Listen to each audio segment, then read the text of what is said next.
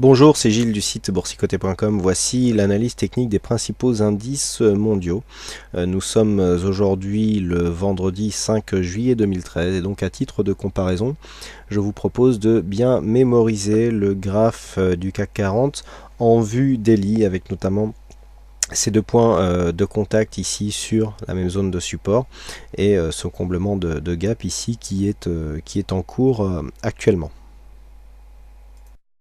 Et nous commençons tout de suite avec le DAX 30, donc le DAX, l'indice allemand qui se trouve sur une dynamique similaire à celle du CAC 40, sauf ici que la moyenne mobile ici 20 exponentielle n'a pas eu de contact avec cette phase de hausse.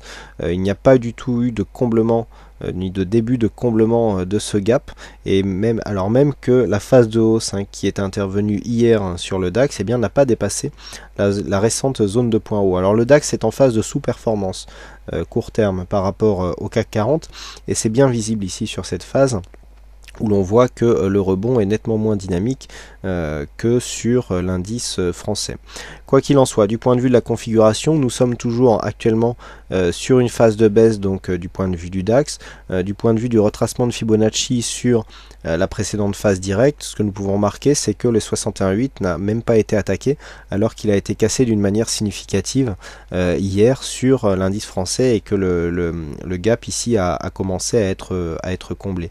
Donc pour le moment on est en nette sous-performance. Nous avions déjà vu une configuration similaire lors de la cassure de cette zone de résistance ici sur le DAX, alors que le CAC avait déjà cassé et même quasiment atteint l'objectif depuis un petit moment.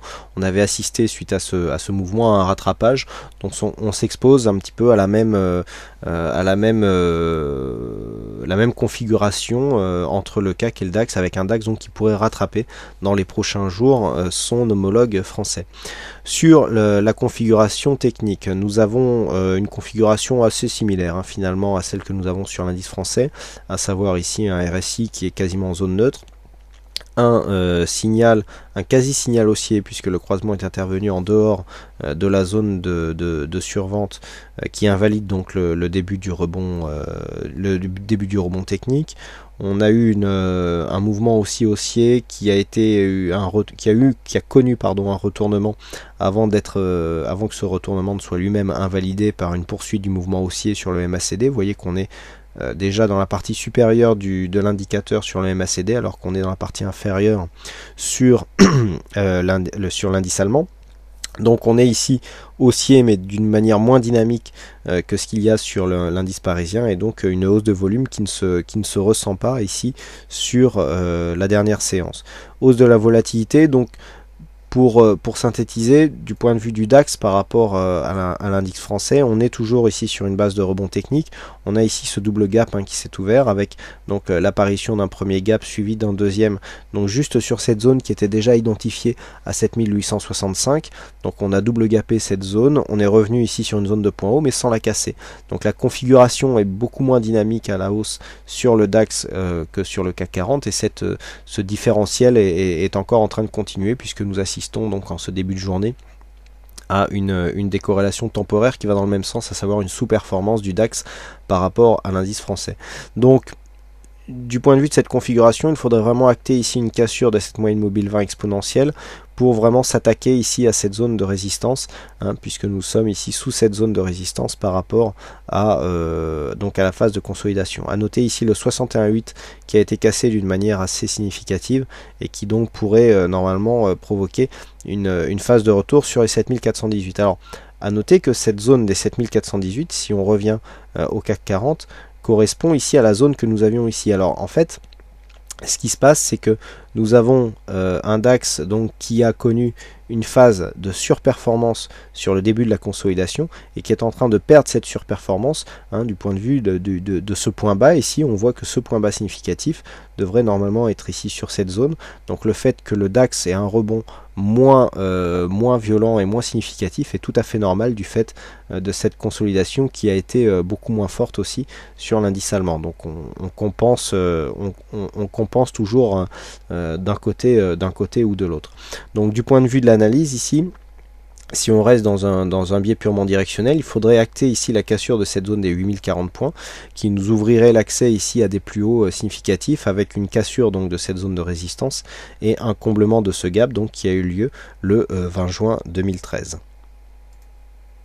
En attendant, tant que les cours ici restent sous cette zone des 8040 points, on s'expose à une possible rechute des cours de l'indice allemand, par rapport à cette tendance qui reste baissière. On voit bien ici la moyenne mobile 20 exponentielle qui coiffe bien les cours et qui donc pourrait provoquer un retour du biais baissier, auquel cas l'objectif serait ici la zone de récent point bas qui se situe à 7655 points. Sur le FTSE, nous assistons à une hausse bien marquée, puisqu'après ici avoir marqué un point bas donc sur la zone quasiment des 6000 points, hein, on était ici sur un point bas à 6023 points. Les cours ont bien rebondi, on est revenu chercher ici un contact dans un premier temps avec la moyenne mobile 20 exponentielle. On a confirmé ici les 6219 points, 6220 points, hein, qui est un support majeur depuis maintenant un bon moment. Vous voyez comment cette zone de support, qui était une zone de support majeur sur cette zone, a provoqué des réactions, hein, d'une part ici sur cette zone de rebond, puisqu'on est venu tester, on est remonté avec vigueur avant de revenir marquer ici un premier point de configuration. Malgré tout, on est resté donc sur un biais baissier, on a inscrit un nouveau plus bas, on est repassé au-dessus de cette zone, on a retrouvé cette zone ici comme support, hein, c'est bien visible ici sur cette phase de hausse, on est remonté ici plus haut, on a retrouvé cette zone comme support et ensuite cette zone a catapulté un mouvement haussier qui a déjà dépassé ici le récent point haut significatif, puisque ce point haut se situait à 6397,33 et que nous avons clôturé à 6421. Donc les cours ici s'inscrivent dans une phase de retournement confirmé ici par la sortie du mouvement baissier, pas cassure de la résistance, hein, puisque la résistance a été cassée ici dès le 28 et que nous assistons tout simplement à un mouvement de continuité donc de ce mouvement haussier. La moyenne mobile 20 est cassée d'une manière significative, on s'approche ici de la bande de Bollinger supérieure, donc il est intéressant de constater que cette configuration ici sur le FTSE peut préfigurer d'un retournement sur les autres indices, à savoir l'indice français et l'indice allemand, par exemple, hein, puisque le FTSE en ce moment est beaucoup plus volatile, hein, il amplifie les phases de baisse et sur ce coup il amplifie aussi les phases de hausse. Voilà, donc du point de vue des indicateurs, nous avons ici un biais haussier assez marqué, hein, sur les oscillateurs, puisque le RSI est haussier, ainsi que le stochastique, et la dynamique du MACD ici reste soutenue. Des volumes donc toujours non disponibles pour le FTSE, une volatilité qui monte, on est bel et bien dans une belle dynamique haussière avec des cours ici qui sont bien affranchis la moyenne mobile 20 exponentielle et qui sont désormais proches de la bande de Bollinger supérieure, ce qui donnerait un signal qui serait dans la continuité, puisque suite à la cassure de cette dynamique, sur un contact ici de cette moyenne mobile, suite à une cassure d'un précédent point haut significatif, eh bien ça serait un premier signal de retournement de tendance. Nous enchaînons avec le S&P 500. Alors le S&P 500 qui possède une bougie de moins que les indices européens, puisque le 4 juillet étant fermé, il manque ici une bougie, hein, sur ce graphe. Donc si l'on se réfère au futur, qui cote au moment où je fais cette analyse environ 1623, le futur ne serait encore sous le gap, hein, qui avait été provoqué ici entre le 19 et le 20 juin. Donc quoi qu'il en soit, le rebond ici est en train de prendre forme, même si les cours pour l'instant sont restés sous la moyenne mobile 20 exponentielle, il semblerait que en ressortant ici on commencerait à aller chercher un peu d'air et que l'on va s'attaquer au comblement de ce gap. Par contre la tendance baissière est beaucoup plus en place. Alors on a eu ici une première phase de sortie dynamique, hein, qui nous a fait sortir de la dynamique ici par cassure du support.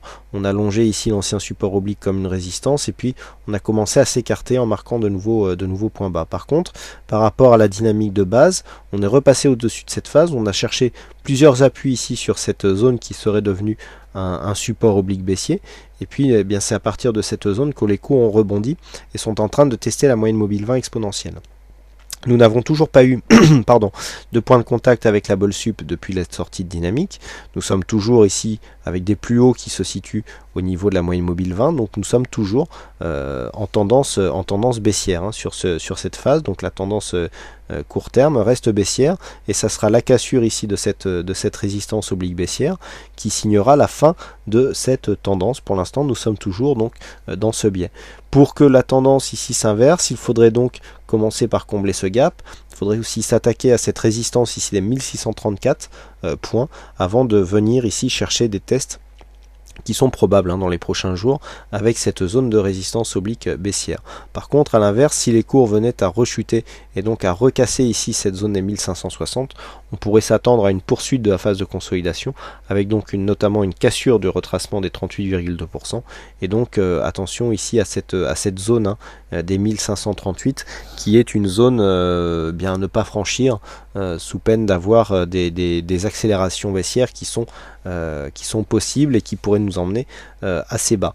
Donc pour l'instant, rebond technique, on attend ici une cassure donc de cette résistance, et le rebond technique et l'inversion de tendance ne sera confirmé que sur un dépassement haussier des 1654 points sur le S&P 500. Du point de vue des indicateurs, nous sommes assez neutres sur le RSI, le stochastique aussi. Le MACD nous donne une dynamique de rebond technique qui est en train ici de stagner donc sous la moyenne mobile 20 exponentielle. On n'a pas des volumes fantastiques pour l'instant, alors il faudrait attendre l'ouverture pour voir si par rapport à la hausse que l'on a enregistrée en Europe, eh bien ça s'équilibre. Mais pour l'instant, nous sommes plutôt sur une phase d'affaiblissement ici de ce rebond technique par rapport à ce qui s'est passé en Europe. Donc à confirmer ici avec la séance du jour, où de plus il y aura aux US des statistiques assez intéressantes qui devraient sortir dans l'après-midi. Donc voilà, toujours en attente ici d'une poursuite de ce rebond qui reste pour l'instant un rebond technique. Sur le Nasdaq, même punition avec une bougie qui est absente puisqu'il n'y a pas eu de séance donc sur cet indice sur donc la journée du 4 juillet qui est la fête nationale. Quoi qu'il en soit, le gap ici qui est présent sur quasiment tous les indices a commencé son comblement. Au moment où je fais cette analyse, le futur Nasdaq cote environ 2966 points, ce qui nous ramène donc sur un comblement du gap, et ce qui confirmerait ici le rebond technique, puisque nous avons ici sur cette phase de baisse un rebond technique qui prend de la vigueur puisqu'il attaque assez franchement la moyenne mobile 20 exponentielle de 1966. On commence même à attaquer ici la zone de résistance baissière qui donc guide pour l'instant la tendance sur cet indice. Donc il semblerait que le rebond et donc le retournement de tendance soit en cours. Pour valider une sortie donc de cette dynamique, il faudra valider donc une sortie des 2966. Pour l'instant, on plafonne un petit peu sous cette zone, mais surtout un dépassement de cette zone de plus haut qui se situe à 3002 points. Tant que nous sommes sous ces zones, nous sommes toujours potentiellement en phase de consolidation. À noter le 61,8 qui a été attaqué d'une manière significative. Du point de vue des indicateurs, nous avons une configuration assez peu dynamique, puisque les oscillateurs ici sont plutôt neutres. Une dynamique court terme ici soulignée par le MACD avec des volumes en baisse sur les récentes séances donc de rebond technique, ce qui n'est pas normalement de bon augure, et une volatilité elle aussi en baisse. Donc il faut attendre absolument la confirmation donc qui a été donnée sur ces précédents points hauts. De 1966 ici devrait être testé, et si la cassure intervenait, elle devrait intervenir dans la journée suite aux statistiques qui vont avoir lieu sur cette séance. Donc pour l'instant, un rebond technique qui serait en passe ici d'être validé par une cassure de cette résistance. Et enfin, nous terminons par le Nikkei avec une phase de consolidation qui semble s'estomper. Alors nous étions toujours sur une forte phase de hausse ici entre novembre et donc le point culminant ici qui est intervenu fin mai, le 23 mai 2013, avec un point haut juste sous les 16 000 points.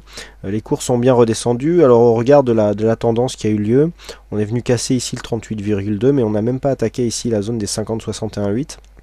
Puisque le 50% ici qui se situe à 12 281 points n'a pas été attaqué. On est venu se retourner juste au-dessus de cette zone. Alors ce qu'il est intéressant de constater, c'est que nous avions ici une phase de baisse. Nous étions entre la bolle inférieure et la moyenne mobile 20 exponentielle. Cette moyenne mobile a été franchie sur un gap. On est en train de remonter ici. Au moment où je fais cette analyse, le futur Nikkei cote environ de 14 420, donc on est toujours sur une continuité de hausse, et il semblerait qu'en repassant ici au-dessus du 23,6, eh bien, on s'achemine vers un test probable ici de la zone des précédents points hauts à 15 943 points.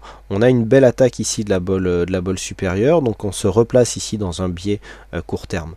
Et du point de vue des indicateurs, nous avons une dynamique qui commence à être un peu plus franche. Alors même si le RSI reste dans sa zone neutre, le stochastique sur une tendance un peu plus hésitante, on commence ici à approcher le surachat. Par contre, au niveau du MACD, la dynamique semble être sur sa fin, puisque nous avons un retournement ici sur cette dernière bougie avec une volatilité en baisse. Donc on le voit, une phase de hausse qui commence à entrer en surachat. On sait que le Nikkei est un peu resté en surachat pendant un petit moment. Nous avions eu des zones de surachat, notamment au niveau du stochastique, qui avait duré, notamment sur cette zone, même ici sur le RSI, même si c'est plus rare. On sait que le Nikkei est en ce moment assez volatile et qui peut rester en zone de surachat plus longtemps que d'autres indices. Donc pour l'instant ici nous sommes sur un biais haussier. Tant que nous restons au-dessus de cette moyenne mobile exponentielle 20, ça sera le cas, et le mouvement peut continuer. Alors nous avons un prochain test ici à 14 728, et en cas de franchissement ici de cette zone, eh bien nous attendrons un test des récents points. Voilà donc ce que nous pouvons dire sur ces analyses techniques des principaux indices mondiaux. Il ne me reste plus qu'à vous souhaiter à toutes et à tous une bonne séance, bonne chance dans vos prochains trades, et on se retrouve donc dès ce soir pour toutes les autres analyses du site boursicoté.com. Bonne séance à tous.